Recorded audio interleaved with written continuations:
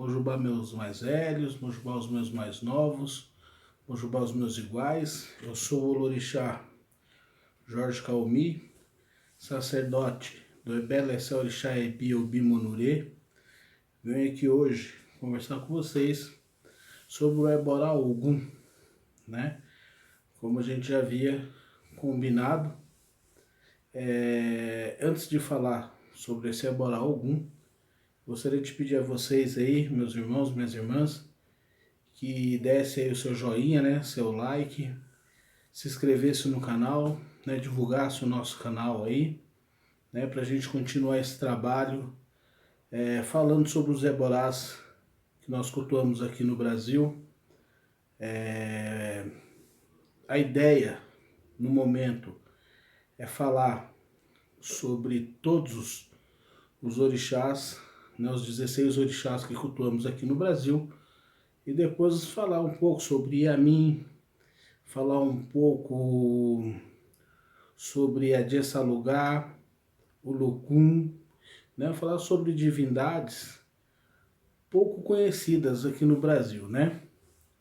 Mas a princípio a ideia é falar sobre os 16 orixás mais cultuados aqui dentro do Brasil. Uma outra coisinha também que eu comentei, né, no último vídeo, e eu descobri que para vocês fazerem perguntas, né, colocar alguma coisa, tem que ser inscrito no canal. E aí vocês conseguem fazer algum comentário, né, fazer pergunta de vocês, colocar também o ponto de vista de vocês sobre o tema, né, e até mesmo aí trazer ideias para gente sobre outros temas, claro, ligados ao culto de orixá, tá bom? Então vamos falar um pouco sobre o Eborá Ogum. Mas antes de falar sobre ele, vamos falar um pouco sobre Odudua, o fundador mítico da cidade de Ilé-Ifé e o patrono da sociedade Yorubá, né? Acredita-se que Odudua tenha vindo de Meca, fugindo de uma guerra, de uma batalha, e ele foi para a Nigéria.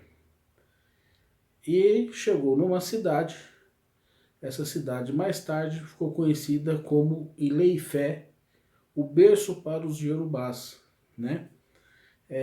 Nós, de culto de orixá, acreditamos que é o berço do mundo, né? O berço da civilização, o berço do surgimento do ser humano, Ilé-Ifé, tá bom? Ilé-Ifé é uma cidade muito forte, muito tradicional de culto a Ogum. Ogum, filho, né, primogênito de Odudua. Então, Ogum é visto como o orixá, né, o deus do metal. Ouro, prata, bronze, ferro, né, tudo que é metal a gente atribui a Ogum, principalmente o ferro, né? Falamos que o ferro é diretamente ligado a Ogum. Por isso é comum a gente ver nos ibás de Ogum pedaços de trilho de trem, né, que é um ferro forte, entre outras coisas ali, né? Ogum também é visto, né, como o orixá da guerra, o orixá da batalha, o orixá da luta. Mas essa guerra, muitas pessoas acreditam que é uma guerra sanguinária, né? Por algum ser conhecido dentro de seus mitos, por decepar a cabeça das pessoas, por matar as pessoas. Mas a gente precisa voltar e entender em que época esse Eborá estava na Terra. Se na terra onde esse Eborá estava, se era comum esse ato, era comum. Era muito comum. Assim como era comum quando havia uma invasão de uma cidade ou de uma aldeia, aquelas pessoas que perdiam essa guerra, perdiam essa batalha, se tornavam escravas, eram vendidas, né? Principalmente os mais fortes, para que desestruturasse a aldeia, para que as pessoas que ali ficassem submissas ao seu invasor. Então era muito comum, era normal, né? Hoje em dia, claro que não é normal, né? Hoje em dia isso aí nos causa um espanto. Agora, quando falamos sobre guerra, sobre batalha, todos nós temos uma guerra, uma batalha diária. Temos que sair de nossa casa para ganhar o sustento da nossa família. Uma batalha, uma guerra. Temos que tentar nos manter calmos e ter discernimento para tomar decisões. Por mais chateado que a gente esteja, por mais raiva que a gente tenha dentro da gente, é o necessário, é obrigado a termos discernimento para poder ter progresso na vida. E é uma batalha, é uma guerra. Essa guerra a gente é contra nós mesmos, contra o nosso ego, contra a nossa vaidade, né? Quantas vezes a gente pensa assim, hoje eu não vou trabalhar, estou cansado, mas a gente pensa, não, eu preciso do trabalho, eu preciso ter minha remuneração, eu preciso ter o sustento da minha família. É uma batalha, uma luta. Então, quando falamos sobre luta, sobre batalha, não é só as sangrentas que Ogum faz parte, mas sim de um todo, né? Ogum, ao meu ver, ele também pode ser visto como um eborá, um orixá ligado à agricultura. Por quê? As ferramentas agrícolas feitas de metal pertencente ao Ogum, né? Existe um mitã dentro do culto de Ifá, se eu não me engano em Irosumede, que diz que Ogum criou as ferramentas para o homem trabalhar na roça. A enxada, foice, facão, né? Quando falamos Aladamedi, né, o Ogum, Senhor das Duas Espadas, né? Estamos falando sobre esses facões, onde algumas itãs diz que Ogum possuía dois facões. Um era para ele usar na guerra, para defender a sua aldeia, defender o seu povo. O outro era para trabalhar na roça. Então isso liga Ogum à agricultura, ao meu ver. Porque Ogum ajudou o homem nessa batalha de poder se alimentar da terra, tirar o seu sustento da terra, não depender apenas da caça ou da pesca, né? Então Ogum também está ligado à tecnologia, à renovação. Ogum também é chamado de Senhor das Estradas, né? Senhor dos Caminhos, porque é a ligação ao progresso, né? O homem não sabia cultivar a terra, não tinha ferramentas para cultivar a terra. Ogum criou tecnologia, avanço para o ser humano. Não é assim? Então nós acreditamos que Ogum está ligado a isso, a tecnologia, ao avanço, né?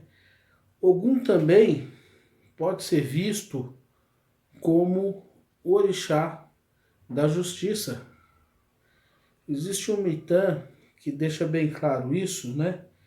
Uma história de Ogum, um mito de Ogum, como queiram, que diz o seguinte, que Ogum mata o ladrão porque roubou.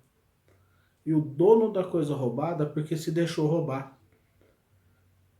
Então ele está sendo justo. Porque o dono da coisa roubada se permitiu roubar. Né? Deu a oportunidade ao ladrão. Né? E o ladrão, logicamente, agiu de forma errônea, né? Contra a natureza, contra o que Olodumare determinou. Então Ogum entra em ação, né? Ogum é conhecido por ser movido pela emoção. A maioria das lendas, mitos ou itãs, né, que envolvem, né, Ogum, deixa bem claro isso, né? Tem uma que diz o seguinte, que Ogum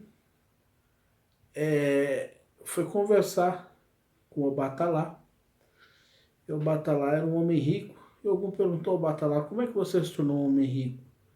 O Obatalá disse a ele, eu fui ao mercado e pedi riqueza. E tive riqueza. E aí ele viu o Xangô também rico. Ele falou, Xangô, você tá rico, o que foi? Xangô também disse, olha, eu fui ao mercado e enriqueci. E aí Ogum decidiu que também deveria ir ao mercado. Então Ogum procurou o oráculo divinatório e o oráculo orientou para que ele não fosse ao mercado. Ogum não poderia ir ao mercado. Mas Ogum, teimoso, pensou, não, todo mundo está enriquecendo, eu trabalho dia e noite, também preciso enriquecer, também quero ser um homem de posses. Então o oráculo orientou Ogum, Ogum, vá, mas não leve seus facões, não leve arma. Aí Ogum, tudo bem, Ogum saiu dali e foi para sua casa. Mas Ogum pensou, eu vou levar pelo menos um facão, porque no meio do caminho, então Ogum levou um facão, né?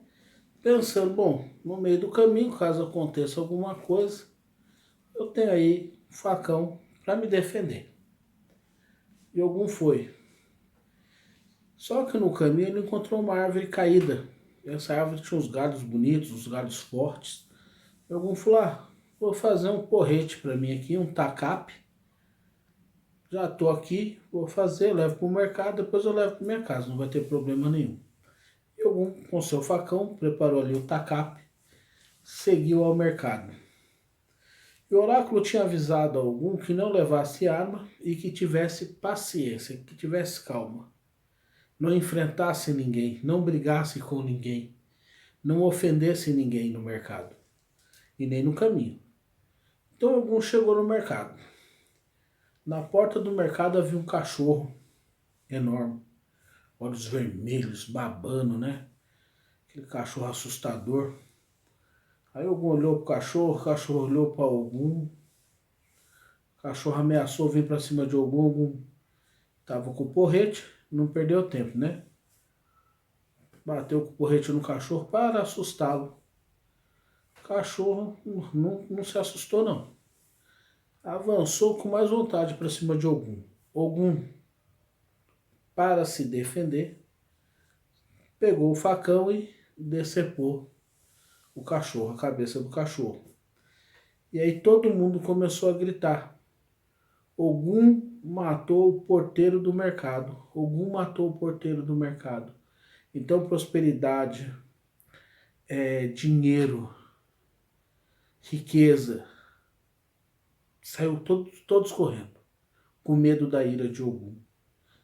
Então Ogum, vendo que ele tinha agido errado, correu para o meio do mato, onde suas roupas todas foram rasgadas e permaneceu ali. Por quê? Ele agiu com emoção.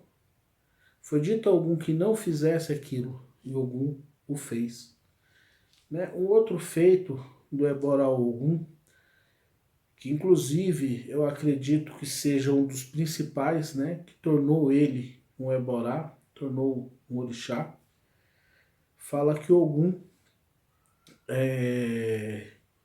deixou o filho mais velho tomando conta de uma cidade, de uma aldeia, e foi para outras terras, né? E passou um grande período, Ogum retornou, e quando Ogum retornou à cidade, ninguém falava com Ogum, ninguém cumprimentava Ogum, parecia que ninguém reconhecia Ogum, ninguém sabia quem era Ogum. E Ogum, todas as quartinhas que Ogum via estavam vazias. não tinha água, ninguém lhe serviu comida, e ele com sede, com fome, sendo desrespeitado pelo povo da sua cidade, Ogum pegou o facão e partiu para a guerra. Mais tarde, o filho de Ogum, que estava tomando conta da cidade, juntamente com outras pessoas da aldeia, estavam vindo da lida da roça e encontraram Ogum banhado em sangue. E aí eles correram para fazer comida para Ogum, para servir emu, né, dar água para Ogum, tudo mais. E perguntaram a Ogum o que havia acontecido. E Ogum disse: eu cheguei na minha cidade e ninguém me respeitou, ninguém falou comigo. Fizeram um pouco caso de mim, não me deram o que beber, não me deram o que comer. E aí o filho de Ogum disse: mas meu pai, hoje é o dia do mudo em sua homenagem. Hoje ninguém fala em sua homenagem. Então Ogum, chateado, aborrecido com aquele ato que ele havia cometido, ele com um golpe de facão ofendeu a terra, abriu nela um buraco e adentrou na terra. E aí ele passa a ser cultuado como Eborá, como Orixá, Ogum, né? Então repare que nesses dois episódios Ogum age de maneira impensada, age no calor da emoção, no calor do momento. Então isso nos ensina que jamais devemos agir no calor das emoções. Quando estamos com raiva, quando estivermos magoados, chateados, devemos nos calar. Devemos ouvir e mais tarde, com calma, refletir tudo o que aconteceu e aí sim, caso haja necessidade, colocarmos a nossa fala, o nosso pensamento. Então, através de Ogum, né, dos exemplos, das histórias, dos mitos de Ogum, nós entendemos que devemos sempre cultuar a paciência, cultuar a calma. Suru, Ero.